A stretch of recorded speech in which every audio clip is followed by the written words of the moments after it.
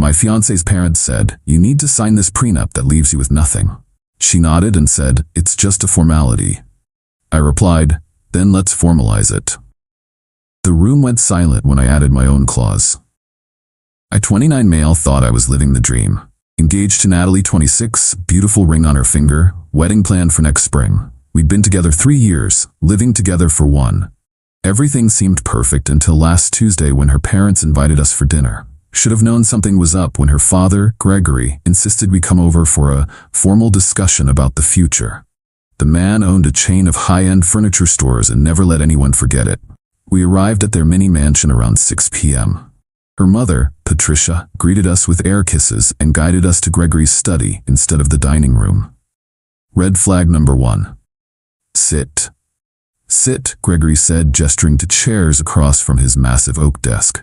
Like we were there for a job interview. Natalie squeezed my hand. "Daddy, what's this about?" He slid a thick document across the desk. A prenuptial agreement. Standard procedure in our family. I picked it up, started flipping through. "Okay, I'm not opposed to prenups in principle. Good. Just sign on the last page. Our lawyer prepared everything."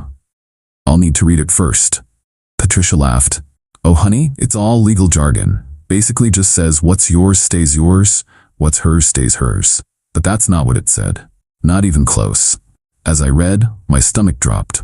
This wasn't a prenup. It was a financial execution. If we divorced for any reason, I'd get nothing from assets accumulated during marriage. No spousal support, regardless of circumstances. Any gifts from her family would be considered loans, repayable immediately.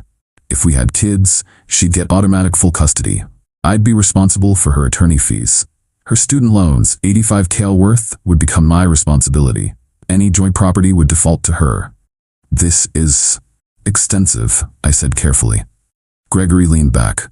"We protect our assets in this family. Natalie's trust fund, her inheritance, the family business, all needs protection. I understand that. But this goes beyond protecting premarital assets. This says if she buys a house during our marriage with money she earns from her job, I have no claim to it." "Correct. But if I buy anything, it's marital property." "You're catching on." I looked at Natalie. "You've read this?" She shrugged. "It's just a formality, babe. We're never getting divorced anyway, right?" "Then why does it matter what it says?" Patricia interjected. "Every marriage needs insurance. This is ours." "Insurance usually protects both parties. This only protects Natalie." "Well," Gregory smirked, "she's the one with assets to protect." I set the document down. "I make $75 a year. I've saved responsibly. I'm not after your money." "Then signing should be no problem," Patricia said sweetly. "You're right. Let's formalize it properly. I'll have my lawyer add some clauses of my own." The room went silent. "That's not how this works," Gregory said slowly. "Why not? If it's just a formality, if we're never divorcing, what's the harm in making it fair?" Natalie pulled her hand away from mine. "Fair? I'm bringing family money to this marriage. What are you bringing?" "My salary, my savings, my 401k, my car, my—" "Peanuts," Gregory interrupted. "Compared to what Natalie stands to inherit, then you have nothing to worry about from my additions." "What additions?" Patricia asked. I pulled out my phone, opened my notes app. "Well, if we're formalizing things, infidelity clause, if either party cheats, they forfeit all marital assets. Effort clause, both parties must maintain employment or forfeit support. Addiction clause." "This is ridiculous." Natalie stood up. "Just sign the paper." "Why? We're never getting divorced, right? So why does it matter what protections I want?" Gregory's face was turning red. "Because you're nobody. You think you can waltz in here and make demands? You should be grateful Natalie even looks at you." There it was, the truth. Grateful? I stood too. "I love your daughter. I've supported her through her career changes, her anxiety, her money makes all that irrelevant," Patricia said coldly. "Sign the prenup or the wedding's off." I looked at Natalie, really looked at her, waiting for her to defend me, defend us. She crossed her arms. "They're right, just sign it. If you really loved me, you'd sign it. If you really loved me, you wouldn't ask me to sign something that treats me like a gold digger who deserves nothing." "Drama queen," she muttered. I nodded slowly. "Okay, I'll sign it." Relief washed over their faces. "On one condition, I add just one clause." "Absolutely not," Gregory started. "One clause," I repeated. "Since we're never getting divorced, it won't matter anyway. Right, Natalie?" She hesitated, then nodded. "What clause?" "A sunset provision. After 10 years of marriage, the entire prenup becomes void." What? All three of them shouted. If we make it 10 years, clearly the marriage is solid. No need for protection anymore. That defeats the entire purpose. Gregory slammed his hand on the desk. I thought the purpose was protecting premarital assets. After 10 years, surely I've proven I'm not after those. You could just wait 10 years and then divorce her, Patricia accused. So you think I'd waste 10 years of my life for money? That's what you think of me. Natalie was pacing now. This is stupid. Just sign the original. No, add the sunset clause or no deal. Then there's no wedding, she screamed. Okay. Update 1. That okay broke something in Natalie. She went from angry to nuclear in seconds. You're throwing us away over money. She was crying now, but they were angry tears. I'm not. I'm refusing to sign a document that says I'm worthless to you. Same thing. Is it though?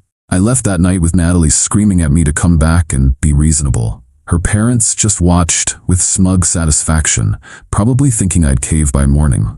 I didn't. Instead, I went home to our shared apartment and started thinking. Really thinking. About our entire relationship through a new lens. How she'd insisted on keeping finances completely separate, but expected me to pay for most dates because the man should provide. How her parents always made little comments about my job, my car, my family. How Natalie never defended me, just said I was being sensitive. By morning, I'd made a decision, but first I needed information. I called my buddy Trevor, who worked in finance. Hey, can you explain trust funds to me? Turns out, Natalie's trust wasn't as ironclad as they pretended. She got monthly distributions, but the principal was controlled by her parents until she turned 30 or got married, whichever came first. After marriage, she'd get full control. Suddenly, the prenup made more sense, and so did the rush to get married. Natalie came home that afternoon, looking haggard. We need to talk. Agreed. I spoke to Daddy. He's willing to modify the prenup slightly. You'd get $50 if we divorce after 5 years. Generous. Don't be sarcastic. It's more than you'd have otherwise. Natalie, do you know why your parents are so insistent on this specific prenup? To protect family assets. No, to ensure you get your trust fund while keeping me from having any claim to it. Her face went pale. That's not. You get full control when you marry. That's why we're rushing the wedding. That's why the prenup is so aggressive. They want you to have access to the money but ensure I never do. So what? It's my money. Then why not wait until you're 30? Why the rush to marry? She was quiet. How much debt are you actually in, Nat? That's none of your. It's in the prenup that your debt becomes mine, so it's very much my business. She crumbled, started crying for real this time. It's not just student loans. I have credit card debt, about 40 calories. Jesus, from what? Living expenses. Daddy gives me an allowance, but it's not enough for the lifestyle you want, for the lifestyle I deserve. There it was again. That entitlement. So the plan was, marry me, get your trust, pay off your debts, and keep me locked in with a prenup that ensures I get nothing if we split? It's not like that. I love you. Do you? Or do you love that I'm stable enough to marry but not wealthy enough to fight back? She slapped me, hard. How dare you? I touched my cheek. I'll be staying at Trevor's tonight. We need space to think. If you leave, we're done. Then we're done. Update 2. The next 3 weeks were insane. Natalie went through the entire playbook. Day 1 to 3, love bombing. Texts about how sorry she was, how much she loved me, how we could work it out, flowers delivered to my office, showing up at Trevor's with my favorite takeout. Day 4 to 7, anger. When love bombing failed, she got vicious. Told everyone I was a gold digger who refused to sign a standard prenup. Posted on social media about how I revealed my true colors when money was involved. Day 8 to 14, bargaining. Her parents reached out, new prenup offer, $75K after 5 years, $100K after 7. Each one still awful, just slightly less awful. I declined them all. Day 15 to 21, extinction burst. This is where it got interesting. First, she tried to get me fired. Called my boss claiming I was emotionally unstable and threatening. Lucky for me, my boss knew me better than that and called me immediately. Hey Nathan, just got a weird call from your fiancée? Ex-fiancée. What did she say? That you've been harassing her and she's concerned you might do something at work. I haven't contacted her in 2 weeks. I figured, just document everything, okay? Then came the apartment situation. The lease was in my name only, but she'd been living there for a year. She refused to move out. I have tenant rights, she screamed when I asked her to leave. You don't pay rent, you're a guest. I'll sue. With what money? Your credit cards are maxed. That's when she got creative. Started inviting people over at all hours, parties on weeknights, random guys showing up for dates that she'd make sure I saw. I documented everything. Every party, every guest, every intentional disruption. Building security was very helpful. Turns out they didn't like her much either. But the real kicker came when I got a call from my credit card company. Sir, we're calling about unusual activity on your account. Did you authorize a $5,000 purchase at Nordstrom? No, I did not. We'll freeze the card immediately. Natalie had taken a photo of my credit card months ago for emergencies. Apparently, revenge shopping counted as an emergency. I filed a police report. Credit card fraud is a felony. Update 3. When the police showed up to question Natalie about the credit card fraud, her parents went ballistic. Gregory called me personally. You need to drop this immediately. Why would I do that? Because we can make your life very difficult. More difficult than identity theft and false workplace accusations? You have no idea who you're messing with. A furniture store owner with delusions of grandeur? He hung up. But here's where Natalie's entitlement finally bit her in the ass. See, she hadn't just stolen from me. Trevor did some digging and found out she'd been doing this for years. Little amounts here and there from various boyfriends.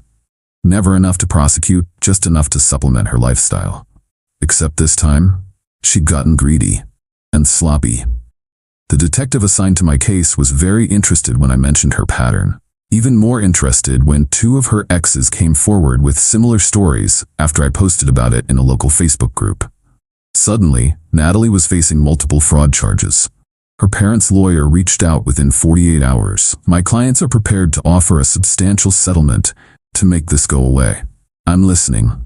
$200,000, all charges dropped, NDAs all around. No, I want $500,000 and a written apology, and Natalie agrees to get financial counseling. That's extortion. That's consequences. Your client committed multiple felonies. I'm offering a way out. They paid. Of course they paid. Because Daddy's little princess couldn't have a criminal record. It would ruin her chances of marrying rich someday. The money was nice, but the real satisfaction came from the apology letter Natalie was forced to write. 3 pages of admitting to everything. The fraud, the lies, the manipulation. Her parents made her write it to protect themselves legally, not realizing I'd keep copies forever. The best part? The trust fund issue. See, there was a morality clause in the trust. Any criminal conviction would forfeit her access until she was 40. By threatening her with prosecution, I'd accidentally locked her out of her money for another 14 years. Her parents were furious. Patricia actually showed up at my work. You've ruined her life. She ruined her own life.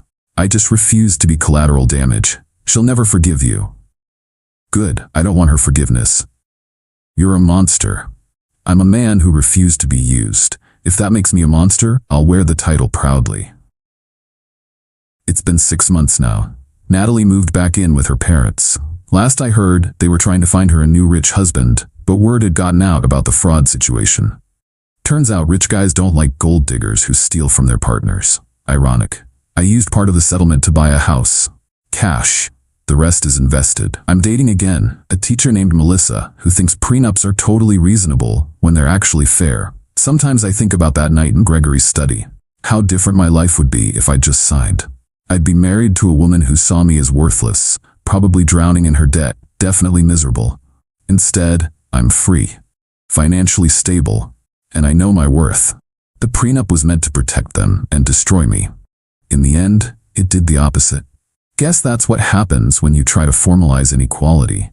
Sometimes the person you're trying to screw over reads the fine print.